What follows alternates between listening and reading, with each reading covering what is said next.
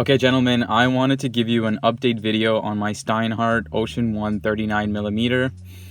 I posted a video previously called Problem with Brand New Steinhart, and I got some negative comments on that video, and I wanted to give you some context behind that video.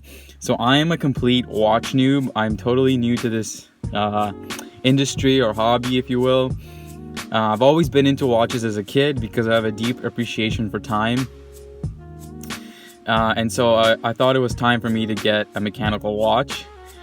And I mean 6 months ago I had to Google the difference between quartz and mechanical.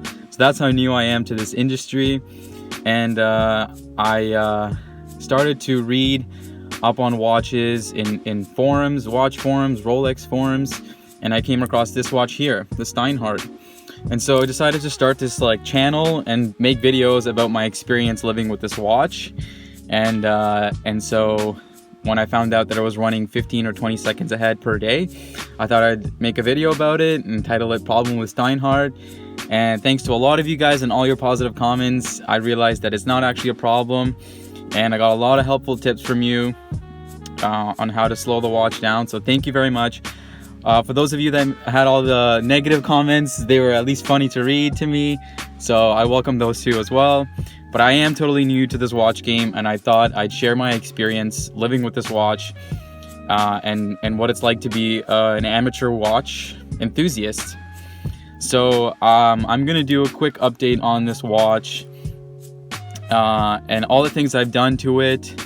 You know, I believe in learning through trial and error, so I went ahead and did all these things to try and diagnose the watch. Thanks to a lot of your comments and some of the forums that I've read on how to slow down a fast ticking watch. And so the first thing I did was I demagnetized it. Thanks to a lot of you guys who commented on it and told me that it probably wouldn't be magnetized if it's running 15 seconds ahead per day, because if it was magnetized, it usually runs really fast, like abnormally fast, you know, 3 to 5 minutes per day. But I went ahead and demagnetized it anyways. I'll show you a video of that. And that didn't seem to slow the process down.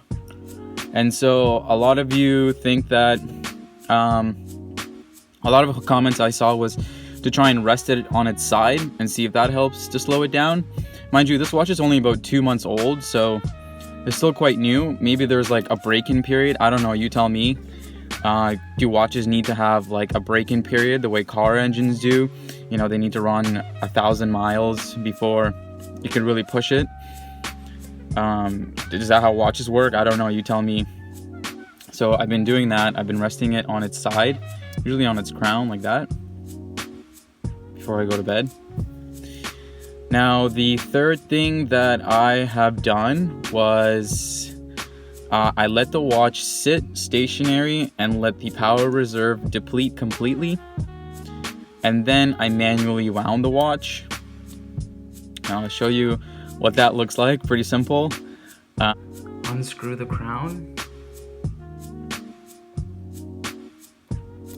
Boom. There. So I tried doing that. Actually, it was just last night that I did it. And then I set it to the my Seiko time to see you know, how it would react the next day. And so when I wake up the next morning, it was running about 4 or 5 seconds a day. 12 hours later, I was running about 4 seconds faster than the time my Seiko time. I'll have to check back, like, you know, 24 hours, see how much exactly. Maybe that did the trick, you know. Maybe that helped it run under 10 seconds because it was running 15 or 20 ahead before. So we'll give that a go. I'll let you know how that goes. And another guy told me to just to keep wearing it, keep winding it, and that might slow the time down. So I'll probably wait until February. And if that still doesn't help slow the time down, I'll take it to one of the watch repairmen that I know. He works on grandfather clocks mostly, but I trust the guy. He's been known to my family for a long time.